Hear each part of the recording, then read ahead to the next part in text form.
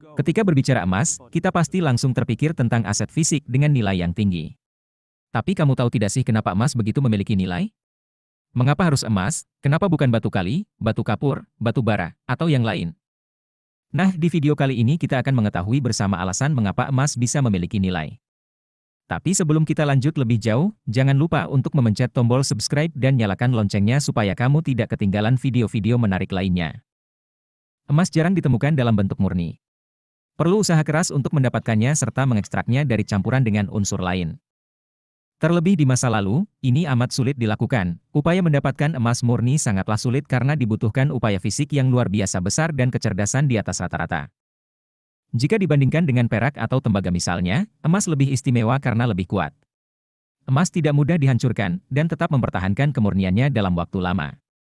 Emas juga tidak akan larut oleh larutan asam atau pelarut biasa. Masih menjadi perdebatan di antara arkeolog tentang kapan emas pertama kali ditemukan dan digunakan oleh manusia, namun dipercaya emas pertama kali ditemukan manusia dalam kondisi yang masih alami di sungai dan tanah di zaman kuno. Diyakini pula bahwa manusia kala itu menghargai keindahan dan kelangkaannya, sehingga emas menjadi simbol kekayaan dan kemewahan di hampir setiap budaya.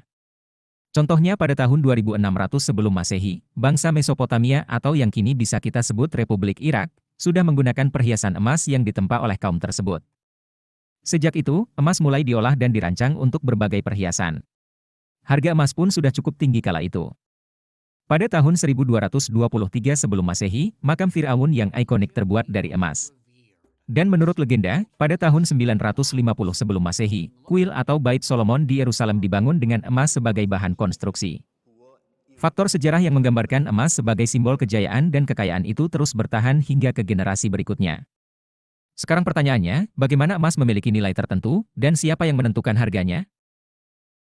Harga komoditas termasuk emas dipengaruhi oleh supply and demand. Secara ekonomi harga suatu barang atau jasa akan naik ketika ada lebih banyak permintaan daripada yang tersedia.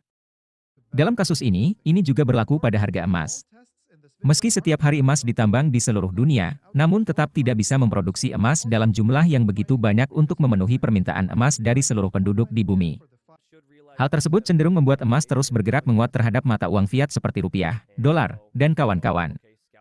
Ditambah, inflasi pada uang fiat jauh lebih besar daripada emas, karena ada lebih banyak uang dicetak daripada emas yang ditambang setiap harinya. Karena itulah emas cenderung dijadikan safe haven bagi para orang kaya dunia untuk mengamankan asetnya ketika harga saham, properti, uang, dan harga aset lainnya sedang tidak kondusif. Jadi itulah alasan emas bisa memiliki nilai dan faktor yang membuat harganya mahal. Jika kamu menemukan informasi ini bermanfaat, jangan lupa subscribe channel ini dan sampai jumpa di video selanjutnya.